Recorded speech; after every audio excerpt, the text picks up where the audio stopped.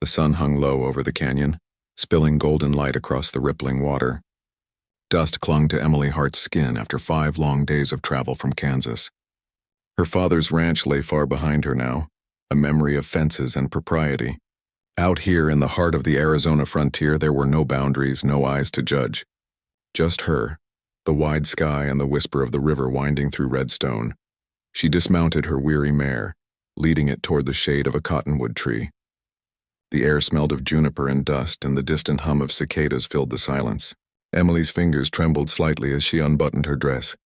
She wasn't usually the type to undress in the open, but her skin burned for the feel of clean water, so she looked around once, twice, no sign of anyone, and slipped out of her dusty clothes. The cool water embraced her like a forgotten friend. She dove under, hair streaming behind her, and for the first time in days she felt human again. The river whispered over her bare shoulders as she floated, eyes closed, letting the current carry away her exhaustion. If her father could see her now, bathing in Apache country, half wild and laughing, he'd have a fit. But Emily Hart was done being told what was proper. She didn't see the shadow that moved among the trees. Chief Koa had been watching her since dawn. His band had seen smoke rising near the canyon and sent him to scout. When he reached the river and saw the white woman step into the water, something in him stopped. Her skin glowed against the dusk, pale as river pearls, and her hair, wet, sunlit, clung to her neck like silk. He should have turned away, but curiosity anchored him.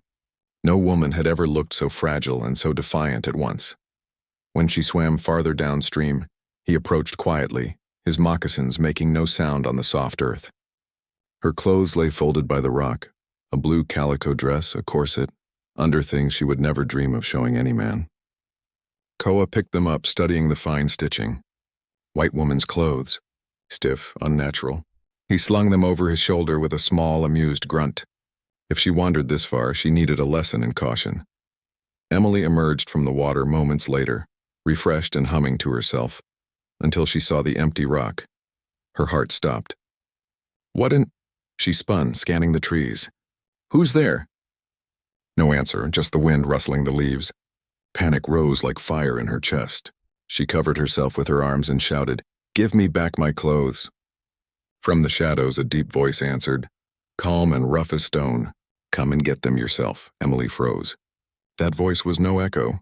Her eyes darted toward the sound, and there he stood, tall, bare-chested, his dark hair tied back, his eyes steady and unreadable. The sun carved his features in gold and shadow, the kind of face that looked carved by the land itself. An Apache. Every story she'd ever heard about them came flooding back. Raiders, killers, wild men of the desert. But this one just stood there, holding her dress like a challenge. "Give them back," she demanded, trying to sound braver than she felt. He tilted his head slightly, that unreadable calm never breaking. "You are far from your people. Why?" "That's none of your business," she snapped. "I'll freeze out here." A small smile touched his lips, slow and infuriating. "Then come take them." The audacity of him sent heat crawling up her neck. She wanted to scream, to run, to slap that look off his face. But her feet wouldn't move. For reasons she couldn't explain, his voice sent a strange shiver through her. Not of fear, but something else entirely. Finally, he turned and began to walk away, the blue fabric still hanging from his shoulder. "Wait," she shouted, stepping forward into the shallows. He looked back once, his eyes dark and knowing. "Next time," he said softly, "choose a safer river." And just like that, he was gone, leaving her alone with the wind, the water, and the first stirrings of something wild inside her that she didn't yet understand. The desert dawn was pale and cold when Emily Hart finally found the Apache again. Her fury had burned through the night, fury at being made a fool of, fury that she had allowed a man, a stranger, to humiliate her so easily. Her father had always said she had a temper that would get her killed one day. Maybe today was that day. She followed the faint trail along the river, her boots heavy in the sand, her heart pounding like a drumbeat of anger. When she reached a clearing, she saw him sitting by a small fire, his dark hair gleaming in the sunrise, a calm silhouette against the wild canyon. Her blue dress hung across his shoulder like a trophy. Emily froze for a heartbeat, then straightened her back and stormed toward him. "You think this is funny?" she snapped. "Stealing a woman's clothes?" Koa looked up from his fire, his face unreadable. "You shouted loud enough for the canyon to hear," he said slowly. "I thought you wanted someone to listen," she bristled. "You could have just given them back." "I could have," he agreed, his gaze steady and unflinching. "But then you'd walk into my land again thinking it was safe. This isn't your land." She shot back. "It belongs to everyone, to God." He rose to his feet then, tall and broad-shouldered, his bare chest marked with faded paint and scars. "No," he said softly. "It belongs to the ones who bleed for it." The fire popped between them. Emily's throat tightened, but she refused to step back. "I didn't mean to trespass," she said, her voice shaking only slightly. "I just needed to bathe." "You are far from the towns," he replied. "No woman rides alone here." "You are either brave or foolish." "Maybe both," she said, lifting her chin. Something flickered in his eyes. Not quite amusement, not quite respect. He tossed her clothes onto the sand at her feet. "Then wear these," he said. "Go back to your people before something worse than me finds you." Emily bent to grab them, but when she turned away, she felt his hand close around her wrist, firm but not cruel. She gasped and tried to pull free, but his grip only tightened a little. "Let me go," she hissed. He didn't. His gaze held hers, deep and dark, the color of storm clouds over the mesa. "You do not understand this place," he said quietly. "You walk as if the earth will protect you. It won't." "Then why do you care?" she asked, her voice trembling between anger and something she didn't want to name. For a long moment he said nothing. The only sound was the river nearby and the soft crackle of fire. Then finally he released her. "Because," he said, "I do not like to bury foolish hearts." Emily stood frozen, her pulse hammering in her ears. She wanted to scream, to curse him, but instead she found herself staring at the way the morning light carved his profile. Strong, proud, lonely. He turned away, kneeling to feed the fire. "Go," he said simply. She dressed quickly, the fabric clinging to her still damp skin. But before she left, she hesitated. "What's your name?" she asked, though she didn't know why. "Koa," he answered without looking up. "It means strength." "Well, Koa," she said stiffly, "you might try using some of it for manners next time." That earned her the faintest smile. "If there is a next time, little bird," he said, "you will come to me for help." Her cheeks flamed. "Don't count on it." But as she mounted her mare and turned toward the canyon trail, she couldn't shake the sound of his voice. Calm, certain, and maddeningly confident. She told herself she hated him. She told herself she'd never see him again. But deep down, Emily knew that men like Koa didn't leave a woman's thoughts easily, and that something had begun between them, something neither could control. By the time the second night fell, the Arizona desert had turned cruel. Wind lashed across the plain, carrying the bitter sting of dust. Emily Hart huddled beside her wagon, trying to light a lantern that refused to catch. Her mare, Daisy, stamped nervously at every sound, the cry of a coyote, the whisper of brush shifting in the dark. She told herself she wasn't afraid. She told herself that she was used to the wilderness by now. But that wasn't true. Koa's warning, "You walk as if the earth will protect you. It won't," echoed in her head, an unwelcome truth she was too proud to admit. She'd meant to reach Fort Bowie by dusk. But a broken wheel had stranded her in Apache territory, and now the shadows seemed alive with things she couldn't name. She drew her shawl tight and tried to calm Daisy. Then she heard them, men's voices low and rough, speaking English with the sharp edge of cruelty. Bandits. Emily's blood ran cold. She snuffed out the lantern and crouched behind a crate, peering through the cracks in her wagon. 3 of them rode in, one with a red bandana and a grin that could curdle milk. "Well, what do we got here?" he drawled. A little bird alone in the desert, her heart hammered. She reached for her father's revolver, the one she swore she'd never have to use. The men dismounted, laughing as they circled the wagon. "You lost, sweetheart?" one called. "Or just waiting for company?" When the red bandana man yanked open the back door, Emily fired. The shot went wide, the recoil nearly knocking her down. The men roared with laughter. "She's feisty," one jeered. Before she could reload, they were on her. She kicked, bit, fought, but there were too many hands, too much strength. One grabbed her arm and twisted it cruelly. "We'll have some fun first," he hissed. Then the night exploded, a flash of movement, and silent, swift, and the man's laughter cut short with a choking gasp. The others turned, startled, as an arrow sang through the dark and struck the next one in the chest. Emily fell back, eyes wide. From the shadows stepped Koa. His face was cold, carved in rage. Another arrow flew, hitting the third man before he could draw. It was over in heartbeats.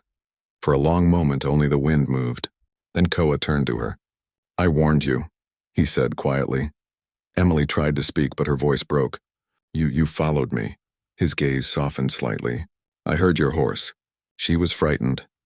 "I didn't ask for your help," she whispered, trembling. "You didn't need to," he replied. "You were dying." She tried to rise, but her legs gave out. Koa knelt beside her, his hand brushing the dirt from her cheek. "You are safe now." "Don't touch me," she breathed, though her body leaned toward his warmth. He didn't argue. Instead, he gathered her gently into his arms, lifting her as though she weighed nothing. "My camp is near," he said. "You will rest," her pride flared. "I'm not your prisoner." Koa looked down at her, his eyes unreadable in the firelight of the dying embers. "No," he said. "You are my responsibility." And with that, he carried her into the dark, past the corpses of the men who'd meant to harm her, past the wreck of her wagon, past everything she thought she knew about right and wrong.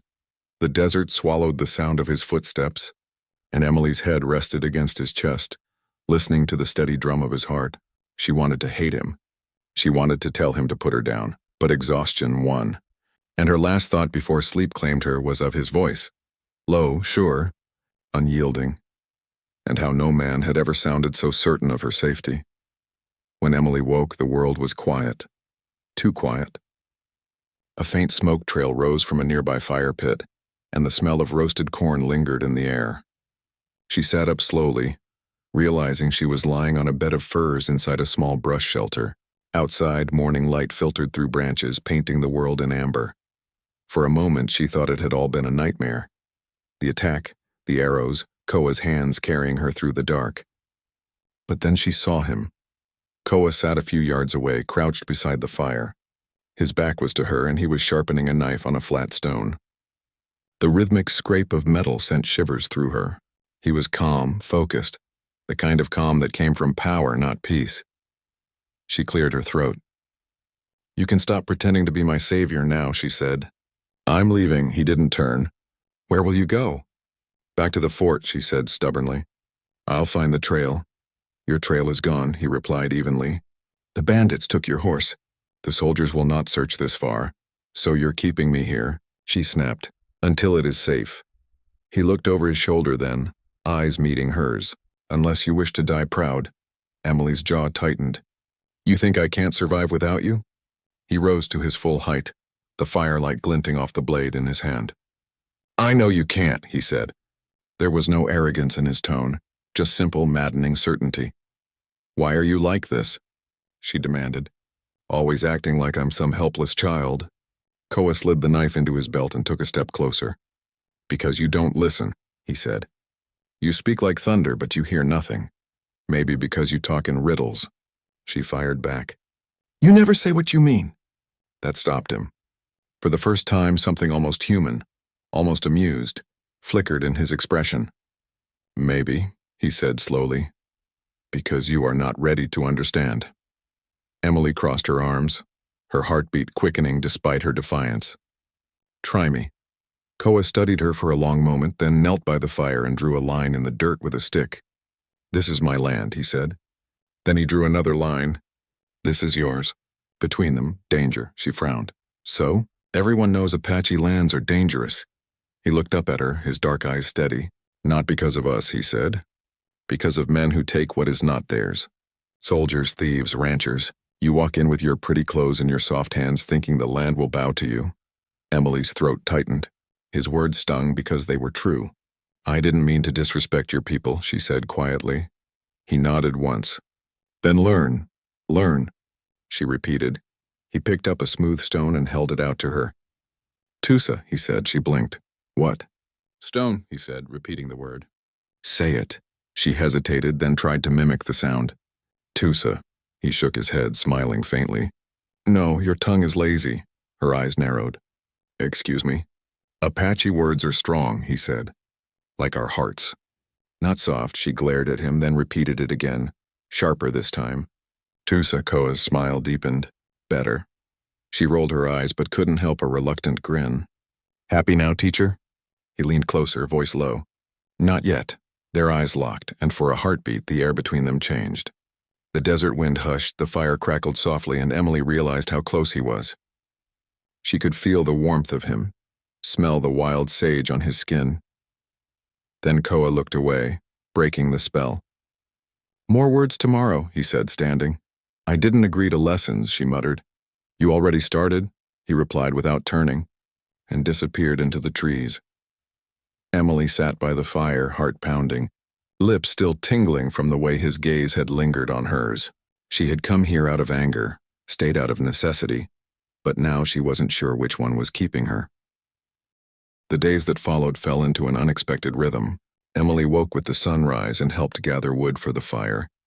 Koa rarely spoke, but when he did, his words carried weight, like stones placed carefully in her path. He taught her to ride bareback, to track animal prints in sand, to listen for danger in the wind. At first she resented it all. His orders, his silence, his maddening patience. But gradually she began to understand him in ways that had nothing to do with language. He never raised his voice, never struck her, never looked at her as something fragile. To Koa she was capable, or she would be once she stopped fighting the world. One evening, as the horizon burned orange, Koa's warriors returned from a hunt. They greeted him with quiet respect, not fear, not servitude. To them, he wasn't just a leader. He was the spine of their people, and to Emily's surprise, none treated her cruelly. They nodded at her with wary curiosity but no hatred. That night, the camp came alive. Drums echoed through the canyon, deep and rhythmic. Fires danced. The tribe celebrated the successful hunt, singing songs that rose like smoke into the stars. Emily stood at the edge of the light, watching the women twirl in soft leather skirts, their laughter wild and free. Koa appeared beside her, silent as ever. Why do you stand in the shadows? He asked. Because I don't belong there, she murmured. He tilted his head.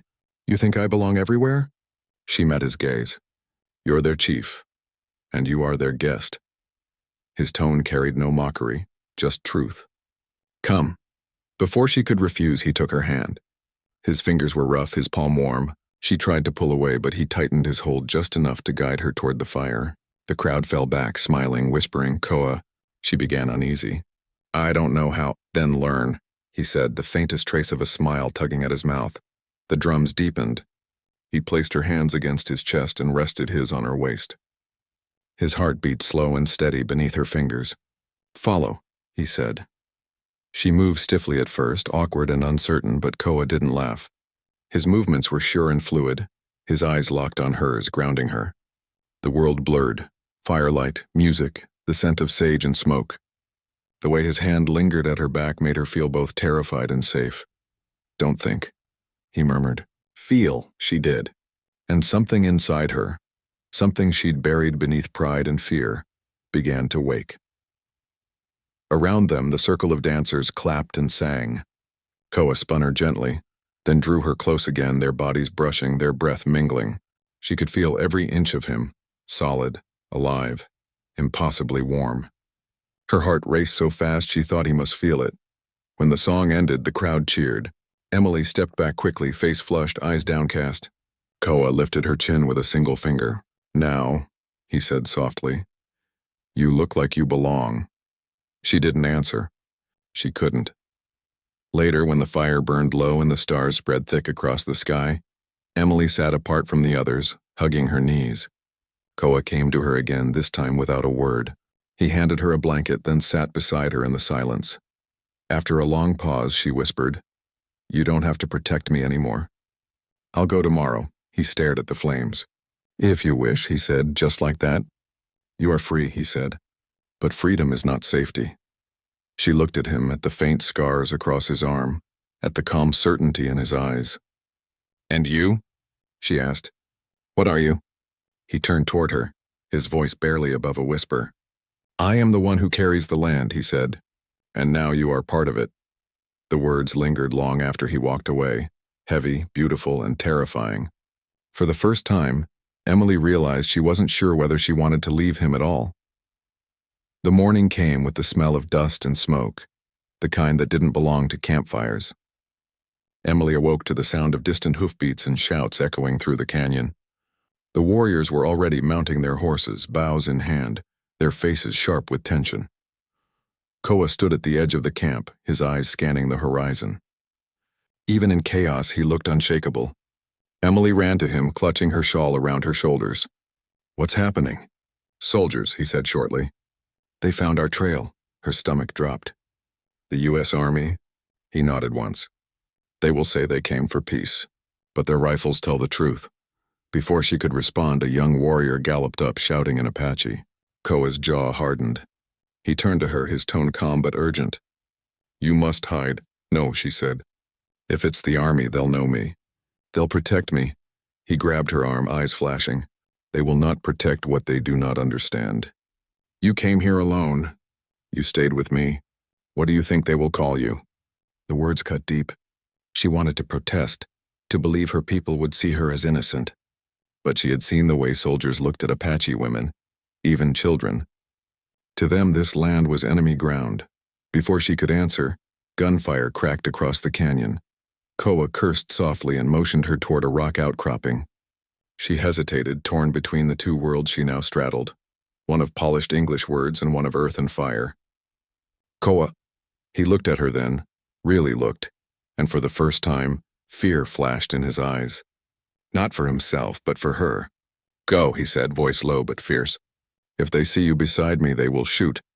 She fled to the rocks, heart pounding, and crouched behind them as the soldiers appeared on horseback. The commander, a tall man in a blue coat, clean and righteous, called out in English, Lay down your weapons. The army has claimed this land. Koa stepped forward, unarmed, his stance proud. This land was claimed long before your flags, he said evenly. The commander's voice hardened. You're harboring a white woman. Surrender her, and we'll let your people live. Emily's blood ran cold. She rose before she could stop herself, shouting, I'm here. Every rifle turned toward her. Emily! Koa barked, his tone sharp with warning, but she kept walking. Don't shoot, she cried. They didn't kidnap me. I came here by mistake. The commander's eyes narrowed. By mistake, he echoed. And you've been living with them for how long? It doesn't matter, she said, her voice breaking. They saved my life, one of the soldiers sneered. Looks like they did more than that. Laughter rippled cruelly through the ranks. Koa stepped between her and the rifles, fury flashing in his eyes. Watch your tongue, he growled. Step aside, savage, the commander ordered, or we'll put you down. The air trembled with the promise of violence. Emily moved before she could think, pressing herself between Koa and the guns. No, she shouted. If you shoot him, you'll have to shoot me too. The soldiers hesitated. For one frozen heartbeat, everything was still. Just the wind, the scent of gunpowder, and two people standing together in defiance of both nations. Finally, the commander spat in the dust. Take her. She'll hang for treason soon enough. Two men dismounted, seizing her by the arms. Koa lunged, but 3 rifles leveled at his chest stopped him cold. Emily struggled, screaming his name as they dragged her away. Koa! His voice followed her, deep and hoarse. Do not fear. I will come. The last thing she saw before they threw her onto a wagon was Koa standing tall among the smoke and sunlight, his expression carved with fury and something far more dangerous. A vow. He would not let her go. The soldiers took her east, and bound by rope, wrists raw, dust caking her face. Emily sat in the back of the wagon, watching the sun melt into the desert as the land she had learned to love disappeared behind her. The wind carried the smell of smoke and iron. Every bump of the wheels jarred her bruises. But the real pain came from the thought of Koa, still out there, surrounded, wounded, maybe worse. When they reached the fort, she was thrown into a wooden cell beside the supply yard. A guard tossed a canteen of water toward her. You're lucky, miss, he sneered. Most girls who side with savages don't live long enough for a trial. I didn't side with anyone, she whispered. But her words were lost beneath the clang of the door. Hours blurred into days. The soldiers called her the Apache's woman when they thought she couldn't hear. She learned to keep silent, just as Koa had taught her, and wait. Each night she listened to the coyotes cry beyond the fort walls and wondered if one of those shadows moving through the dark was him. Then, one night, the sentry's whistle cut short. A sound soft fast like air splitting, followed by a gurgling cry. Then silence. Emily sat up, heart pounding. The lock turned, and there he was. Koa stepped into the dim cell, his face streaked with dirt and blood, his chest rising and falling hard. He'd come alone, again. His knife gleamed faintly at his belt, but his eyes, those deep storm-dark eyes, were all she could see. "You came?" She breathed. He moved closer, his voice a rasp. "You thought I wouldn't?" She rose shakily to her feet. "They'll kill you if they find you here. They already tried." His lips twitched a faint, grim smile. "Now we go." He reached for her wrist to cut the ropes, but she caught his hand. "Wait," she said. "Koa, listen. If you kill anyone else, there'll be no peace left. They'll come for all your people." His jaw tightened. "They came for us before you ever knew my name." Her throat closed around her next words. "Then let's not give them another reason." His hand lingered over hers, rough and trembling with restraint. For a moment, everything between them, pride, anger, fear, burned away, leaving only the truth that neither could deny anymore. "You should not have come back for me," she whispered. He stepped closer, his breath brushing her cheek. "I told you I would." And before she could stop herself, she kissed him. It wasn't gentle, it was desperate, reckless, a collision of two worlds that were never meant to touch. His hand came up to cradle her face, his thumb tracing the line of her jaw as if memorizing her. She could taste dust and smoke and salt, but underneath it, something fierce and alive, the heartbeat of the land itself. Outside, a shout broke the moment. "She's gone." "Sound the alarm!" Koa pulled back, eyes blazing. "We run," he said. He sliced her bonds, took her hand, and they fled into the night. The fort erupted behind them, rifles cracking, torches flaring. Emily stumbled, but Koa pulled her along, his movements sure, silent, relentless. When they reached the horses tethered beyond the ridge, she turned back once. Flames licked the sky, lighting the desert an angry orange. "They'll hunt us," she said breathlessly. Koa helped her mount. "Let them try." They rode through the darkness, wind whipping through her hair. Every gunshot that echoed faded a little more behind them, until there was only the rush of air and the steady beat of hooves. When they finally stopped at dawn, miles from the fort, Emily leaned against him, too tired to speak. He wrapped a blanket around her shoulders, his hand brushing her hair. "They will call you a traitor," he murmured. She looked up at him, eyes soft with exhaustion and something deeper. "Then let them." "I know what I am," Koa nodded slowly. "And what is that?" Emily managed a faint smile. "Yours." He touched his forehead to hers, and in the stillness of the desert dawn, it felt like the world itself held its breath. The sun rose hot and merciless over the desert, painting the rocks in shades of copper and blood. Emily and Koa rode until their horses were trembling, their breaths coming in ragged bursts. When they finally stopped, it was near an abandoned mission, half-collapsed adobe walls, a dried-up well, and a crumbling cross that still clung stubbornly to the rooftop. Koa lifted her down gently, his arms steady though his body bore wounds that hadn't healed. "We rest here," he said, scanning the horizon with eyes that never seemed to blink. Emily nodded. Her hands shook as she poured the last of their water into a tin cup. "They won't stop looking for us." He gave a quiet grunt. "No, they won't." But there was something else in his tone, not fear, not resignation, but acceptance. The kind that only came to a man who had already lost too much. She wanted to ask what that meant, but instead she reached for the rag in her pack and began cleaning the gash along his ribs. The wound was deep, ugly, half-healed and torn open again during their escape. He didn't flinch. "Why didn't you stay hidden?" she asked softly. "Why come for me?" He looked at her, eyes dark as the night sky. "You would have done the same." "That's not an answer." His lips curved slightly. "Then maybe I don't have one that you'll understand." She wrung the rag and touched his chest again, her fingers trembling. "You could have died." "I already have," he said simply. The moment you were taken, her hand stilled. There was nothing she could say to that. They sat in silence, broken only by the whisper of the wind and the restless scrape of sand against the walls. Finally, Emily spoke again, her voice barely audible. "What happens now?" Koa tore a strip of cloth from his shirt and began binding his wound. "We move north to the high country. My people wait there. And when the soldiers find us..." He tied the knot tight. "Then we fight." She looked at him sharply. "There's always fighting. Always blood. Isn't there any other way?" Koa's gaze drifted toward the far ridge, where heat shimmered like smoke. "There was, once, before the forts, before the fences. Before white men came with papers that said the land was no longer ours." Emily swallowed. "And now? Now the land takes back what it wants." He rose and crossed to the doorway, the wind tugging at his hair. "You should rest," but she didn't move. Her heart pounded too hard for that. "Koa," she said finally, "if I stay with you, there's no going back, no home, no name." He turned to her then, and in his face she saw the raw truth of it. No promise of safety, no easy ending. Only the wild, dangerous kind of love that burns everything it touches. "I won't ask you to stay," he said quietly. "But if you do, you will belong to no one. Not even me." Emily rose to her feet, dust clinging to her skirts. She crossed the space between them and pressed her hand to his chest, feeling the thunder of his heart beneath her palm.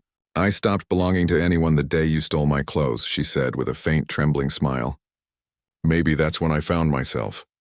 He caught her hand, holding it there, eyes searching hers as though he needed to be certain. Outside, a hawk cried, sharp, distant, a warning. Koa's head turned.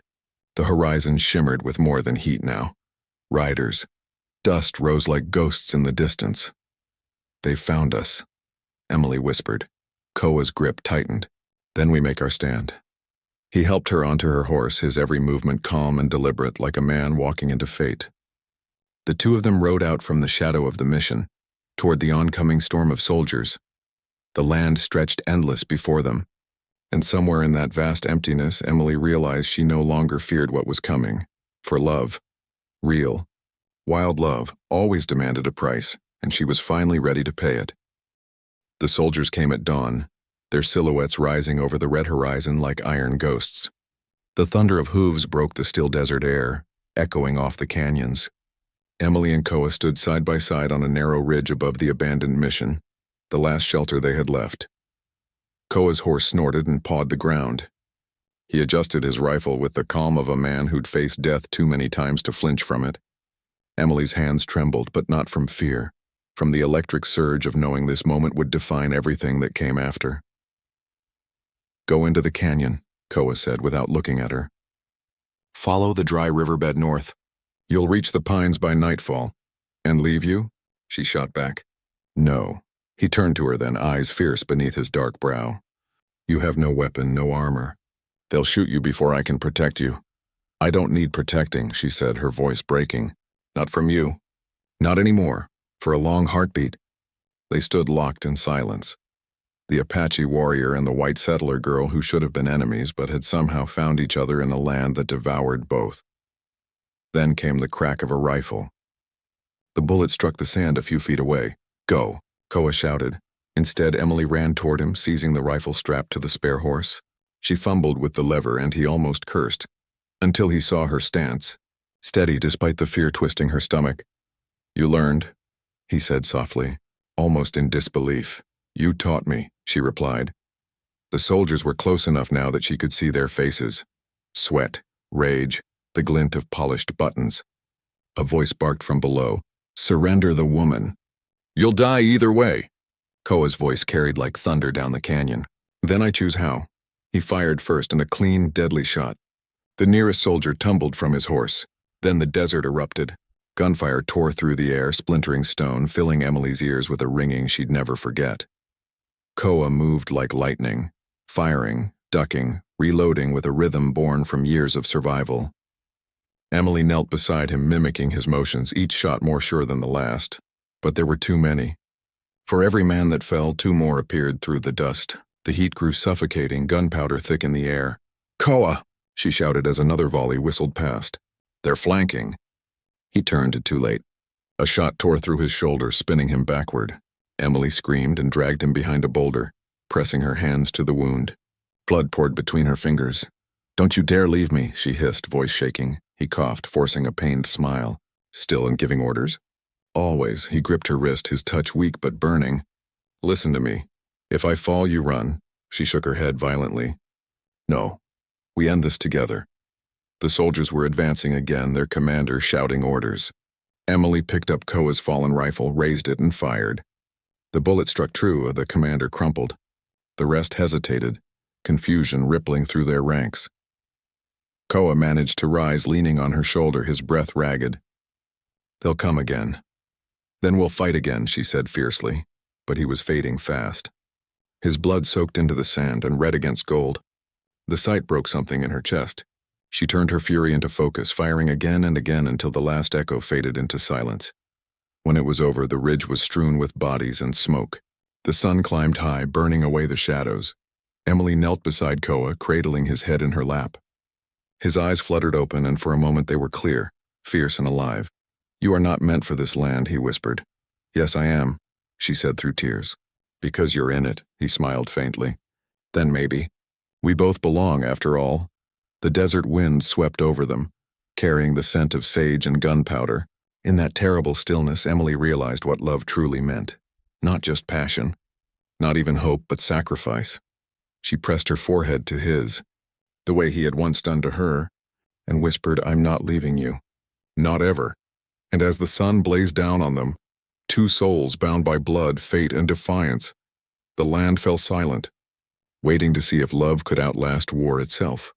The wind carried whispers through the canyons that evening, of a battle fought on a nameless ridge, where an Apache warrior and a white woman made their last stand together. Soldiers returned to the fort, but few spoke of what they saw there. Those who did said the desert itself seemed to rise against them, dust swirling like spirits, bullets vanishing into the wind, as though the land protected its own. Days later, a scout found the ridge again. He found the bodies of the fallen soldiers first, half buried in sand. Then, beneath the shadow of a boulder, he found them, the Apache and the girl.